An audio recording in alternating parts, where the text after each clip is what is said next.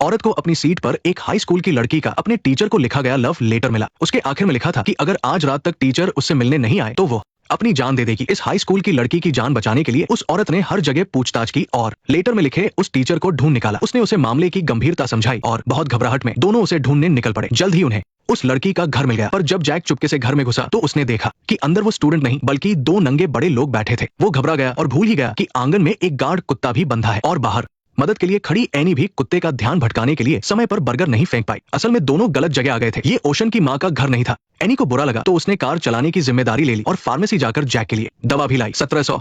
तुम समझदार हो तो ऐसे बुरे काम मत करो। माफ करना तो ऐसे बुरे काम मत करो। शुक्रिया। सामान लेने के बाद उसने चेंग नाम के उस चीनी आदमी को अलविदा कहा और तुरंत उस सिटी फार्मेसी से बाहर आ गई। जैक की चोट पर थोड़ी दवा लगाने के बाद दोनों फिर से उसे ढूंढने निकल पड़े। जब उसने एनी की लाई हुई प्रेगनेंसी किट देखी तो वो अपनी उत्सुकता रोक नहीं पाया। प्लीज, जैक के बार बार पूछने पर एनी ने उसे चेंग के बारे में सब बता दिया। अजीब बात यह थी कि चाहे उसका हुलिया हो, उसका काम हो या उसकी पहचान, उसकी बातों वाला चेंग बिल्कुल फार्मेसी वाले चेंग जैसा ही था। कार में इंतजार कर रहे जैक को ये सब नहीं पता था, इसलिए उसने सच मान लिया। बात करते करते वे जल्द ही एक मोहल्ले में पहुंच गए। क्योंकि जैक को चोट लगी थी, एनी ने अकेले जाने का फैसला किया, पर जैसे ही उसने दरवाजा खटखटाया सामने से रंग बिरंगी लाइटें और शराब की महक आने लगी। असल में यहाँ एक पार्टी चल रही थी। क्योंकि उसे नहीं पता था कि ओशन कैसी दिखती है, उसने एक मास्क उठाया और उसे पहनकर भीड़ में शामिल हो गई। जब एनी लोगों से पूछताछ कर रही थी तभी उसे एक जाना पहचाना चेहरा दिखा। उसके कपड़ों से ही उसने पहचान लिया कि वो कोई और नहीं बल्कि जैक था। एनी फिर से उस लड़के के पास गई। एक जबरदस्त डांस बैटल के बाद लड़का हार गया। फिर अपना टारगेट सेट करने के बाद वो तुरंत जैक से मिली। उसने देखा कि वो लड़का किसी की परवाह किए बिना बालकनी की रेलिंग से कूदने वाला है। दोनों घबरा गए और उसे बचाने के लिए दौड़ पड़े। उसे खींचकर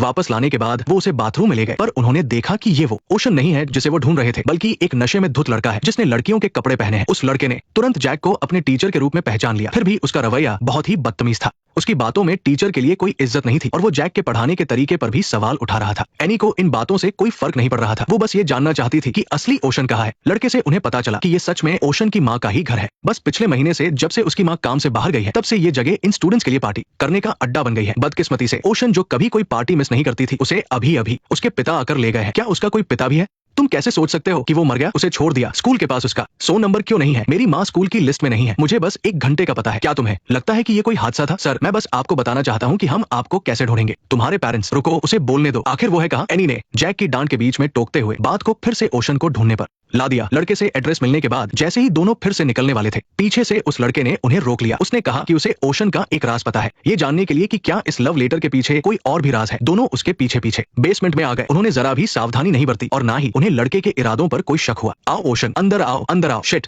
तुम क्या कर रहे हो? छोड़ो मुझे। इसे खोलो, इसे खोलो। सर, आपने बहुत बकवास लिखा है। शायद मुझे फिर से क्लास लेनी पड़े। मेरे पेरेंट्स अब मुझे आजमाने वाले हैं। कोशिश करो, कोशिश करो, कोशिश करो। लड़के की बात सुनकर वो भड़क गया और दरवाजे के उस पार से ही जैक से बहस करने लगा। उनकी बहस इस बात पर थी कि क्या वो लड़का खुद ही पढ़ाई में कमजोर था या फिर जैक का पढ़ाने का तरीका सही नहीं था। दोनों अपनी अपनी बातों पर अड़े थे और जमकर बहस कर रहे थे। आखिरकार कोई भी नतीजा नहीं निकला। आखिर में लड़के ने अपनी एक शर्त रखी। अगली बार ग्रेडिंग के समय जैक उसे A ग्रेड देगा। शुरुआत में जैक किसी भी कीमत पर ये मानने को तैयार नहीं था, लेकिन जब एनी, जिसे बंद जगहों से डर लगता था, अचानक बेसमेंट में बेहोश होकर गिर पड़ी, तब जाकर उसे झुकना पड़ा। जूली, जूली, पेनी। वो लड़का फिर भी नहीं पिघला। मजबूर होकर जैक को अपने उसूल तोड़ने पड़े। उसने वादा किया कि अगली बार वो छुपकर उसके ग्रेड बढ़ा देगा। तब जाकर वो दोनों उस अंधेरे और छोटे से कमरे से बाहर निकल पाए और उनके बीच का रिश्ता भी इसी पल से थोड़ा बदलने लगा था। गाड़ी के निकलने के थोड़ी ही देर बाद वो छोटी बच्ची जिसने उन्हें ओशन के पिता के घर का पता बताया था, भागकर नीचे आई। वो शायद कुछ कहना चाहती थी, लेकिन ऊपर थोड़ी देर हिचकिचाने की वजह से उसने सच बताने का मौका गवा दिया। एनी की हालत में सुधार आने के बाद उसने फिर से जैक से ड्राइविंग सीट ले ली। अब तक ओशन को ढूंढने के उनके फैसले को 8 घंटे बीत चुके थे। अभी तक उन्हें न केवल कुछ हासिल नहीं हुआ था, बल्कि हर जगह से निराशा ही हाथ लगी थी। दोनों ये सोचकर उदास होने लगे और बातों में ध्यान भटकने की वजह से वो हाईवे का एग्जिट मिस कर गए। जैसी उम्मीद थी, एक और मुसीबत आ गई। मंजिल तक पहुंचने से पहले ही उनकी कार का पेट्रोल खत्म हो गया।